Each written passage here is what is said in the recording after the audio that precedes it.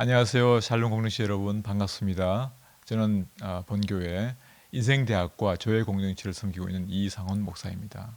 네, 오늘 8번째 강의를 맡아서 함께 살펴볼 주제는 이다지도 좋을까 이고요. 수업 내용은 어울림의 미학입니다. 네, 우선 시편 133편을 같이 한번 읽어보겠습니다. 보라, 형제가 연합하여 동거함이 어찌 그리 선하고 아름다운고. 머리에 있는 보배로운 기름이 수염 곧 아론의 수염에 흘러서 그의 옷깃까지 내림 같고, 흘몬의 이슬이 시온의 산들에 내림 같도다. 거기서 여호와께서 복을 명령하시나니 곧 영생이로다. 네.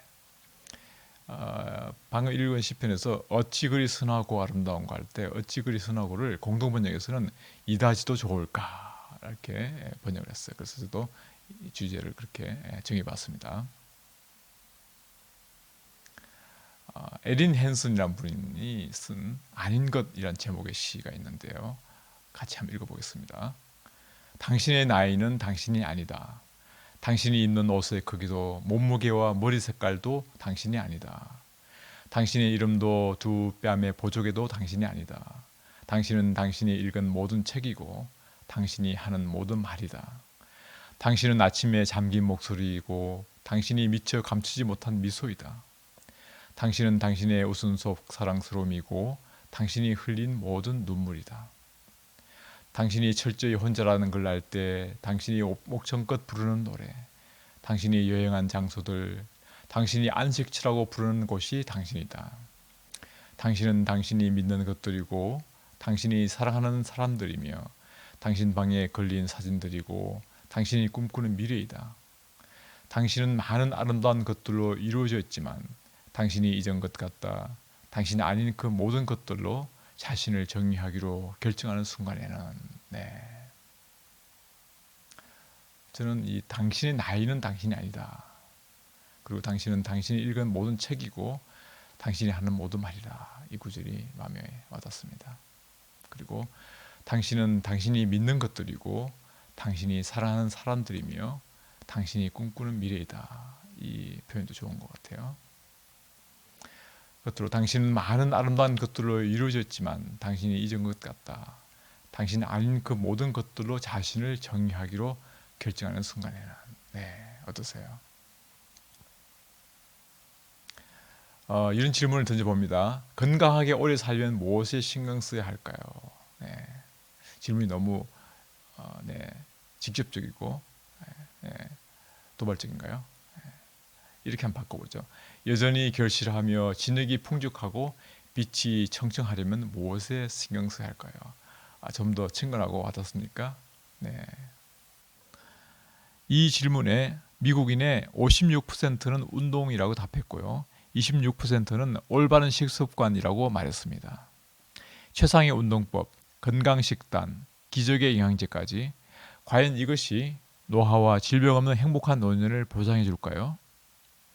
2016년 사이언스 올해의 과학책에 선정된 고기를 끊지 못하는 사람들의 저자이자 과학 저널리스트인 마르타 자라스카, 이분이 100세까지 건강하게 사는 삶은 어떻게 가능한지 그 비결을 찾아 나섰습니다. 600여 건의 논문을 분석하고 50여 명의 과학자와 진행한 인터뷰를 통해 자라스카는 우리가 지금껏 건강을 위해 기울인 노력들이 무의미할 수 있으며 건강한 나이 듦에 대해 다시 생각해 봐야 한다고 역설합니다. 바쁜 현대인들은 손쉽게 측정할 수 있는 건강법을 선호하죠. 그래서 채소와 과일을 몇 그램 먹었는지, 비타민 함유량이 얼마인지, 하루에 몇 킬로미터를 뛰었는지 등.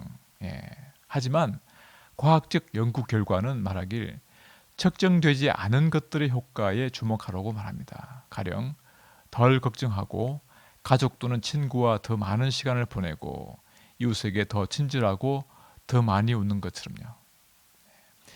자라스카는 식단과 신체 단련에 쏟는 시간만큼 더 나은 애정 관계를 위해 그리고 친구와의 관계를 개선하기 위해 시간을 쓰라고 단언합니다. 결국 건강하게 나이 드는 가장 좋은 방법은 더 좋은 사람이 되는 것, 더 나은 인간으로 성장하는 것임을 자신의 책에서 강조하고 있어요. 바로 이 책 건강하게 나이 든다는 것인데요. 무엇이 우리의 노년을 결정하는가를 부제로 하고 있습니다. 이 책의 첫 부분에 보면 저자가 어렸을 때 그녀의 아버지는 자전거 타는 법과 잔디 깎는 법 말고도 건강과 장수를 위해 식습관과 운동이 중요하다는 점을 가르쳐 주셨답니다. 하루에 5가지 채소를 특히 찐 브로콜리를 먹는 게 중요하고 건강에 좋은 불포화 지방이 필수 역할을 하며 다크 초콜릿과 적포도주에 든 식물성 영양소가 몸에 좋다는 생각을 심어주셨답니다.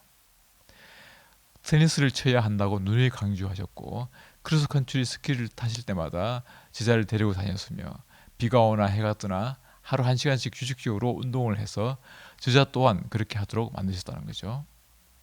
여느 부모와 마찬가지로 저자의 아버지는 자식인 저자가 100세까지 사는 걸 보고 싶어 하십니다. 이제 부모가 된 지금 저자도 비슷한 바람이 있답니다. 딸이 100세까지 살았으면 싶다고요. 한술 더 떠서 저자도 오래 살아서 딸이 80살이 돼 자신의 생일 케이크에 촛불을 불어 끄는 모습을 볼 수 있으면 좋겠다라고 말합니다. 그래서 저자는 딸이 태어난 날부터 안달복달 식단에 신경을 썼다는 거죠. 유기농 콩을 으깨고 토종 토마토로 퓨레를 만들고 밑에 있는 그림이 퓨레입니다. 영양가 높은 수프를 끓였답니다. 그 와중에 저자는 구기자를 먹고 케일 주스를 마셔야 했습니다. 남편에게는 단식을 권하고 헬스장에 운동을 하러 나가라고 들볶았답니다. 그리고 자신은 하프 마라톤을 하고 윗몸 일으키를 수천 번 했답니다. 그런 동안 저자는 워싱턴 포스트, 사이언티픽 아메리칸 등 다른 많은 언론 매체에 건강과 심리에 관한 기사를 쓰고 있었습니다. 1년에 수백 편의 연구 논문을 읽고 수많은 과학자들과 이야기를 나눴죠. 그런데 이렇게 탐구하다 보니 저자가 좋아하건 말건 새로운 이야기가 모습을 드러내기 시작했답니다. 윗몸 일으키기와 케일 주스가 자신의 생각만큼 건강에 중요하지 않았습니다. 마르타 자라스카는 당황해서 이 주제를 더 깊이 파고들었죠. 여러 학술 논문에서 찾아낸 거듭 반복되는 내용은 그녀의 오랜 믿음을 산산조각내었습니다. 수명을 늘리기 위해 가장 공들여야 하는 건 식습관과 운동이 아니었다는 거죠. 저자는 유기농 구기자를 사들이는 대신에 자신의 가족의 사회적 삶과 마음에 집중해야 했습니다. 또한 제일 좋은 건강 측정기가 아니라 삶의 목적을 찾았어야 했습니다. 우리는 수명 연장을 건강에 좋은 음식과 운동의 관점에서만 생각하는 경향이 있죠. 그래서 건강을 위해 뭘 하고 있는지 묻는 설문조사에서 미국인의 56%가 신체 활동을, 26%가 먹고 마시는 것 조심하기를 언급했습니다. 이 설문지에서 좋은 관계를 맺거나 마음가짐을 바꾸는 일과 관련 지을 만한 항목은 기타뿐이었습니다. 게다가 기타라고 답한 응답자의 비율은 8%에 지나지 않았습니다. 우리는 자원봉사를 하거나 우정의 시간과 노력을 들이는 일이 수명을 늘리는 데 도움이 된다는 사실을 알지 못하고 있습니다. 그러기는커녕 글루텐을 걱정하고 생선의 수원과 농약에 집착하며 줌바와 실내 자전거 교실에 등록하기를 좋아합니다. 물론 건강에 좋은 음식을 먹고 운동하는 게 건강과 수명 연장에 중요하기는 합니다. 하지만 우리가 흔히 생각하는 만큼은 아니라는 거죠. 연구에 따르면 가족 및 친구와 튼튼한 지효망을 형성하면 사망 위험도가 약 45%까지 낮아진다고 합니다. 반면 운동은 사망 위험도를 23 내지 33%까지 낮춘다는 거죠. 하루에 채소와 과일을 6인분 이상 먹으면 사망 위험도를 대략 26%까지 낮출 수 있습니다. 과일과 채소와 통곡물을 많이 먹고 버터 대신 올리브유를 쓰는 지중해식 식단을 따르면 21%까지 낮아진답니다. 물론 이러한 수치들은 신중히 받아들여야 하는데요. 이들은 다양한 방법론을 따르는 연구에서 나온 결과에서 단순 비교할 수는 없기 때문입니다. 최근에 과학은 우리의 마음과 몸이 얼마나 밀접하게 연관되는지 밝혀내기 시작했습니다. 연구자들은 분자생물학과 뇌 영상화 기술의 발전 덕분에 우리의 생각 및 감정과 생리 간의 상관성을 더 깊이 들여다볼 수 있게 되었죠. 그런데 결과는 우정이나 배려가 수명 연장의 중요한 이유를 드러내고 있습니다. 수명 연장과 노화에 관한 한 우리는 여전히 생물학적 접근법을 선호하는 것 같습니다. 이 약을 복용해라. 저 슈퍼푸드를 먹으라. 그러면 세포가 활력을 되찾는다. 이런 말들은 매우 권위 있고 분명해 보입니다. 근데 이 책 건강하게 나이 든다는 것에서는 수명을 늘리는 습관에 우선순위를 두고서 오래 살고 싶다면 가장 중요하게 여겨야 하는 것에 중점을 두고 있습니다. 앞에서 언급했듯이 그것은 바로 친구, 가족, 도움을 받을 수 있는 이웃으로 이루어진 폭넓은 사회 관계망으로 조기 사망 가능성을 약 45%까지 줄일 수 있습니다. 안타깝게도 우리는 단순한 건강 뉴스의 홍수 속에 큰 그림을 놓친 채 관계, 감정, 마음같이 수명 연장의 가장 중요한 요소를 무시하고 있습니다.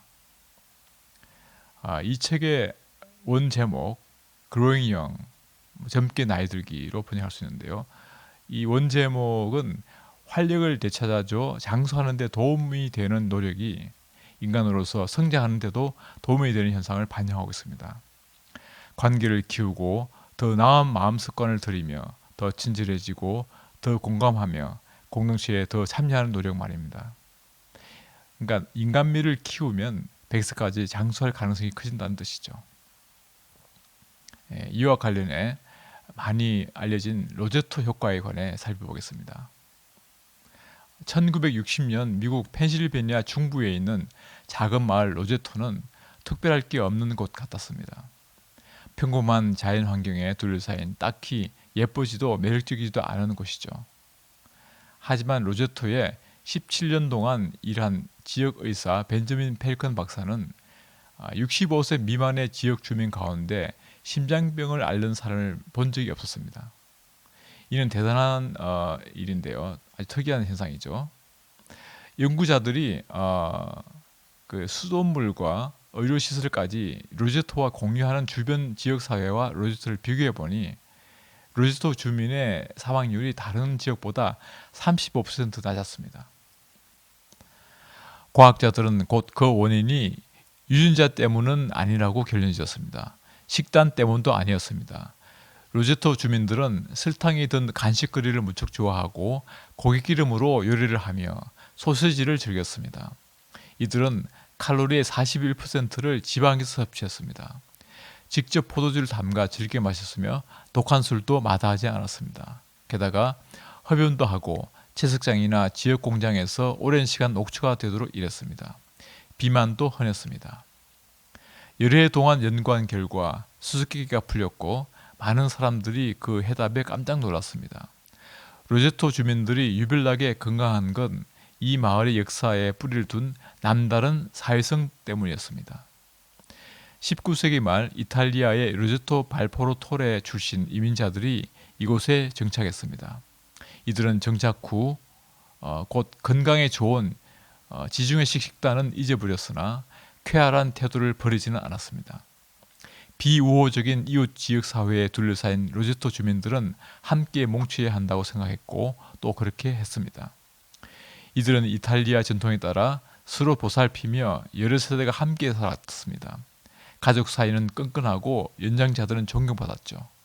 틈날 때마다 뒷마당에 진수성찬을 차려놓고 가족 경조사를 기념했습니다. 로제토 주민들은 개인이 더 큰 무언가, 즉 공동체의 일부라 생각했습니다.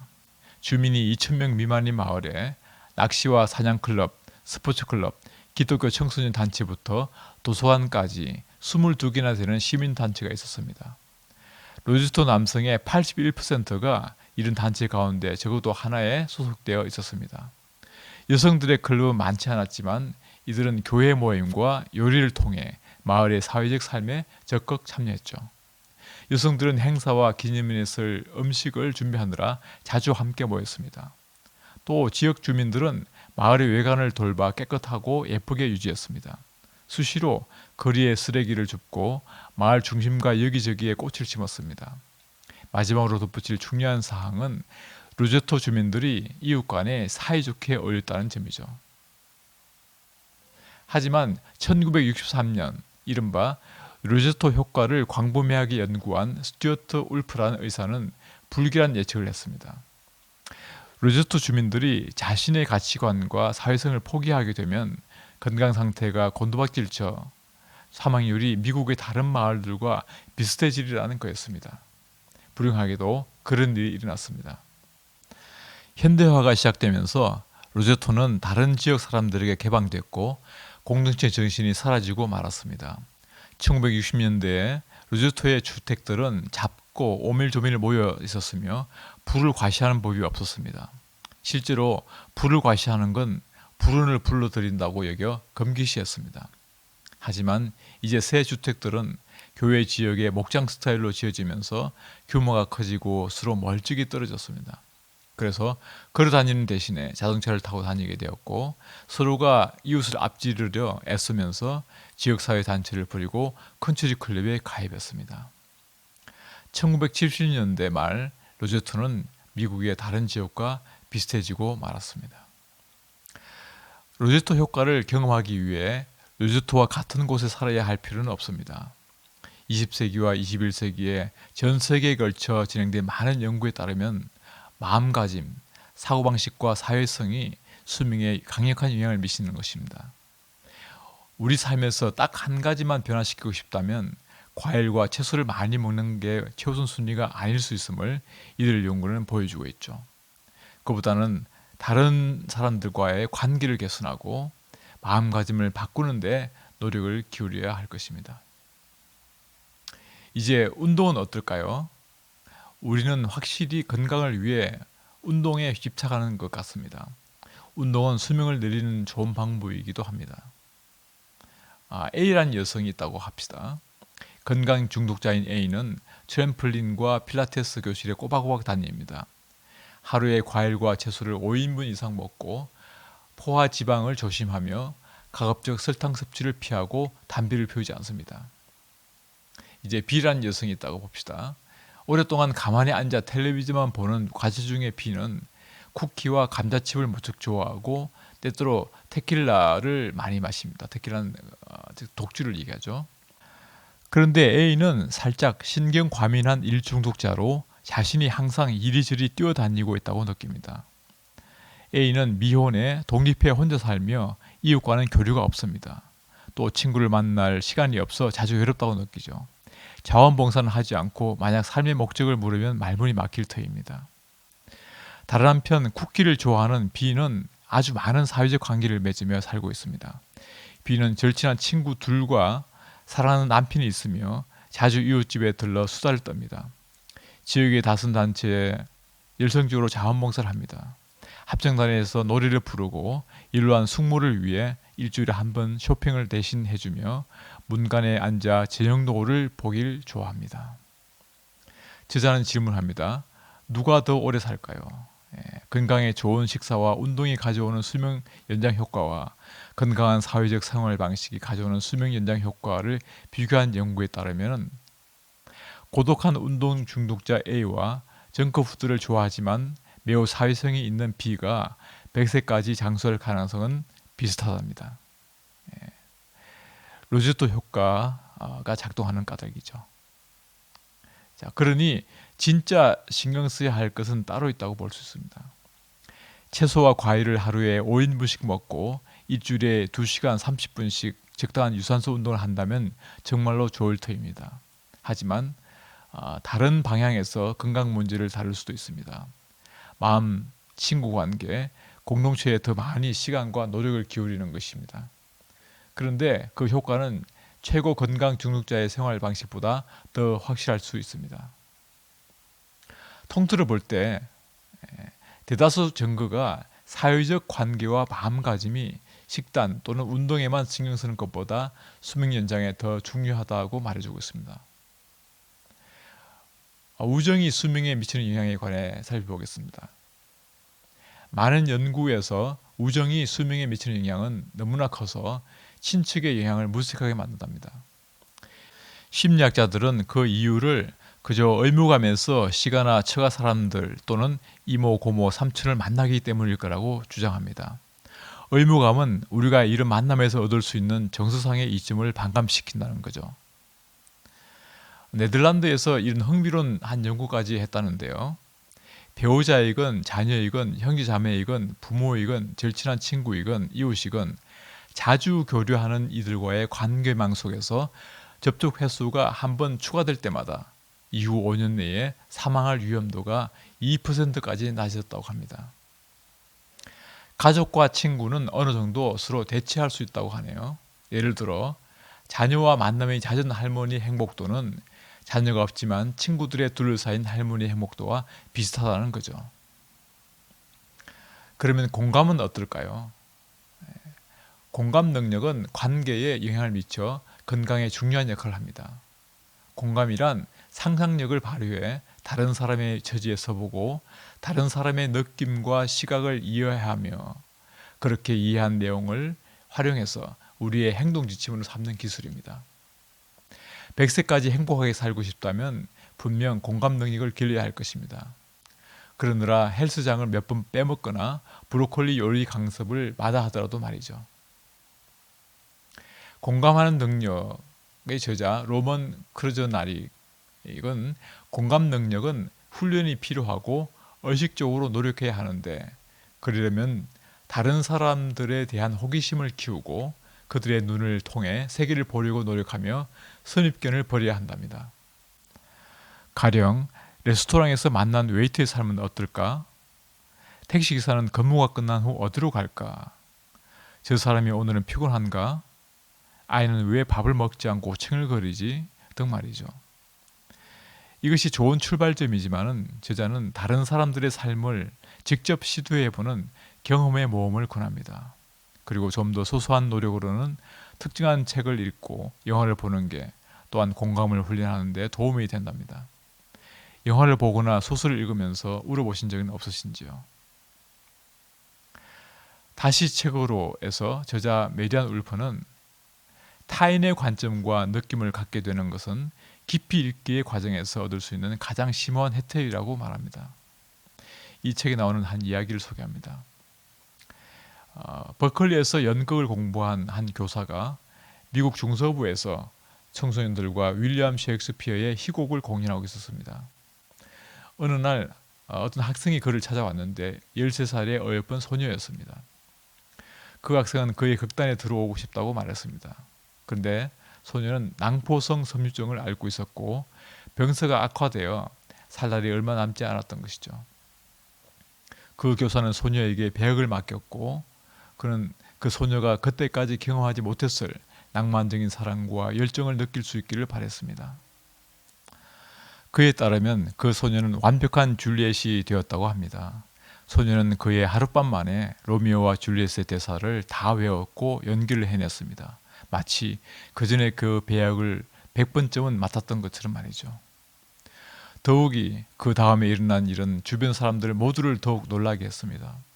그녀는 그 뒤로도 셰익스피어의 작품의 주인공을 차례로 맡아 연기를 해나갔고 점점 감정의 깊이와 힘까지 깊어졌습니다. 그녀가 줄리엣 역을 처음 맡고 몇 년이 흘렀습니다. 모두의 처음 예상과 의료진의 진단과는 달리 그녀는 대학에도 진학했고 지금은 의학과 연극을 함께 전공하고 있습니다. 이 젊은 여성의 사례는 우리의 정신과 마음이 신체의 한계를 극복할 수 있다는 메시지를 넘어 타인의 삶에 들어가 보는 것이 우리 자신의 삶에도 강력한 의미를 갖는다는 교훈을 줍니다.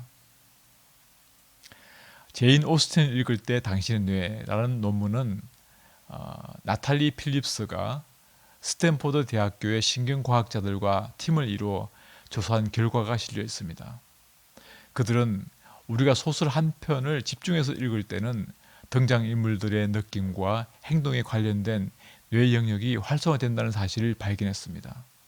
집중해서 읽게 하느냐, 재미로 읽게 하느냐에 따라 학생들의 뇌가 활성화되는 영역이 달라진다는 사실에 연구팀은 놀랐습니다. 우리가 소설을 읽을 때는 뇌가 적극적으로 다른 사람의 의식을 그대로 따라하기 때문입니다. 이때 우리는 잠시나마 타인이 되어보는 것이 정말 어떤 의미인지를 시뮬레이션 해볼 수 있습니다. 그들의 삶은 우리와 아주 비슷하거나 때로는 너무나 다른 감정과 분투에 지배당하기도 한다는 사실을 알게 되죠. 건강하게 나이 든다는 것의 저자 마르타 자라스카는 함께 춤을 추거나 노래를 부르는 게 서로 연결되는 데 도움이 될 수 있는데 동시에 행할수록 더 좋다고 합니다. 그렇습니다. 동시에 춤을 추거나 노래를 부르거나 동시에 움직이는 스포츠 같은 친교 행위가 사람들을 결속시킬 뿐더러 건강에 좋답니다. 이러한 동시성의 과학을 설명한 책이 있습니다. 장동선과 줄리아 크리스텐슨의 뇌는 춤추고 싶다인데 이 책의 그룹 댄스, 친구를 부르는 춤에 소개된 내용입니다. 함께 춤을 출 때 우리는 즐거움과 행복감 그리고 특별한 동요의식을 느낍니다. 그룹 댄스에서 중요한 것은 무엇보다도 동시성입니다. 이것은 시간을 함께 맞춘다는 뜻인데요. 우리가 동시적으로 움직인다는 것은 남들과 함께 같은 시간에 동일한 행동을 한다는 뜻입니다. 마치 하나의 커다란 유기체처럼 움직이는 것이죠. 우리가 일치단결해서 어떤 역할을 수행하는 순간에는 나와 우리의 경계를 잃어버립니다. 강한 연대감이 생겨나는 것이죠. 런던 칼리지의 조리너 폰 치머만과 데니얼 리차드슨은 골드스미스 대학의 귀도 오거스와 그의 동료들과 함께 2017년과 2018년에 춤과 동시성이라는 주제에 관해 흥미로운 연구 결과를 발표했습니다. 춤 동작이 동시적이 될수록 참가자들은 서로를 더 좋아했고 의견을 나눌 때 그 인물들의 말에 더 쉽게 동의했습니다. 대체로 그룹의 움직임과 가장 동시적으로 움직였던 인물들이 그 그룹에 속한 소속감을 가장 많이 느꼈다는 거죠. 함께 춤을 춘 사람들은 더 사교적으로 변했고 서로를 더 좋아하며 벼랑간 비슷한 견해를 가지게 되었답니다. 2014년 옥스퍼드 대학의 생물학자 브로닌 타르와 동료들은 춤추기가 어떻게 동요의식이 없었던 곳에서 동요의식을 생겨나게 하는지 밝혀낼 수 있었습니다. 우리가 자신의 움직임과 동시에 다른 인물에게서 그와 동일한 움직임을 지각하면 우리 뇌에서는 소위 상호 활성화가 일어납니다. 즉 평소에는 서로 무관하게 활동하는 나와 너를 지각하는 부위들이 동시에 활성화되는 것이죠. 이 동시적인 활성화는 우리 뇌에 우리 자신에 대한 지각과 다른 사람에 대한 지각 사이의 경계를 불분명하게 하는 효과를 보인답니다. 우리 뇌의 입장에서는 나와 너가 동시적인 춤추기를 통해 하나로 변하는 것이죠. 동시적인 춤추기는 말 그대로 우리를 녹여 한 덩어리가 되게 해줍니다. 그러니 무리를 지어 춤을 추다 보면 우리는 언제부턴가 자신이 그들과 하나라고 느끼기 시작하고 우리는 더 이상 나가 아니라 우리가 되는 것이죠. 이제 처음 질문으로 다시 돌아갑니다. 건강하게 오래 살면 무엇에 신경 써야 할까요? 나이 들면도 여전히 결실하려면 무엇에 신경 써야 할까요? 우리가 자주 묵상하는 시편 92편을 다시 보겠습니다. 의인은 종이나무같이 번성하며 레바논의 백합목같이 성장하리로다. 이는 여호와의 집에 심겼으며 우리 하나님의 뜰 안에서 번성하리로다. 그는 늙어도 여전히 결실하며 진흙이 풍족하고 빛이 청청하니 여호와의 정직하심과 나의 바위 되심과 그에게는 불의가 없음이 선포되리로다. 그런데 여기서 우리의 주목을 끄는 것은 나의 하나님에서 우리 하나님으로 변한다는 것이죠. 13절을 보시면 이는 여호와의 집에 심겼으며 우리 하나님의 뜰 안에서 번성하리로다. 그래서 1절부터 줄곧 나와 야훼의 관계를 이야기하다가 13절에 우리가 등장합니다. 즉 우리 함께 더불어의 의미죠. 개인의 하나님에서 공동체의 하나님, 홀로가 아닌 친교속의 하나님을 가리킵니다. 그리고 마지막 15절 여호와의 정직하심과 나의 바위 되심과 그에게는 불의가 없음이 선포되리로다. 여호와가 3인칭으로 나타남으로써 청중을 고려하고 있음이 보입니다. 이렇게 청중, 즉 공동체에게 자신의 구원의 경험을 정언하고 또한 믿음의 삶을 고민합니다. 나이가 들면도 여전히 결실하는 비결이 공동체, 즉 신앙의 사람들과 삶과 은혜를 나누는 데에 있음을 시편 90편은 우리에게 교훈하고 있습니다. 그렇습니다. 나이가 들어도 여전히 결실하기 위해 우리는 믿음 안에서 든든한 사회적 관계가 필요합니다. 필요하다면 공감 능력을 연습할 수 있고 연습할수록 더 좋아지게 될 터입니다. 적어도 하루에 한 번 다른 사람의 눈으로 세계를 보려고 노력할 필요가 있습니다. 이웃에게 쇼핑 후 계산줄에 함께 쓴 사람들에게 식당 종업원에게 말을 걸어보는 것은 어떨까요? 우리의 공감을 연민으로, 다시 말해 다른 사람들의 삶을 개선하려는 행동, 자원봉사, 일상의 간단한 친절로 전환한다면 우리는 훨씬 더 건강해질 것입니다. 우리는 어떤 교제와 모임을 추구해야 할까요? 시편 133편 1절과 3절을 다시 읽어봅니다. 보라, 형제가 연합하여 동거함이 어찌 그리 선하고 아름다운고, 거기서 여호와께서 복을 명령하신다니 곧 영생이로다. 우리는 가치 있는 모임과 의미 있는 연합을 추구해야 합니다. 모임과 만남이 참된 행복을 가져다주고 나아가 영원함으로 우리를 이끈다면 더없이 좋겠죠. 그런데 성경은 하나님 안에서 교제와 연합이 이루어질 때 그렇게 될 수 있다고 말씀합니다. 모든 만남과 교제가 하나님을 섬기는 신앙 안에서의 교제일 때 그 참된 의미를 갖는 이유가 여기에 있습니다. 시인이 1절에서 형제가 연합하여 동거함이 어찌 그리 선하고 아름다운고 라고 노래한 것처럼 말이죠. 그리고 우리의 연합과 교제의 최고의 미는 단지 유한한 이 땅에서만을 염두에 두는 것이 아니란 데 있습니다. 마지막 3절, 거기서 여호와께서 복을 명령하시나니 곧 영생이로다의 거기는 믿음의 사람들의 연합을 가리킵니다. 우리는 하나님의 뜻이 하늘에서처럼 땅에서도 이루어지기를 기도합니다. 그리고 그 기도대로 우리는 하나님 안에서 성도의 교제를 나눕니다. 그래서 믿음 안에서 우리가 나누는 성도의 교제는 영원한 삶에 대한 믿음대로 이 땅에서 시작해 하늘에까지 이르러 영원히 계속될 것입니다. 이상 강의를 마칩니다. 수고하셨습니다.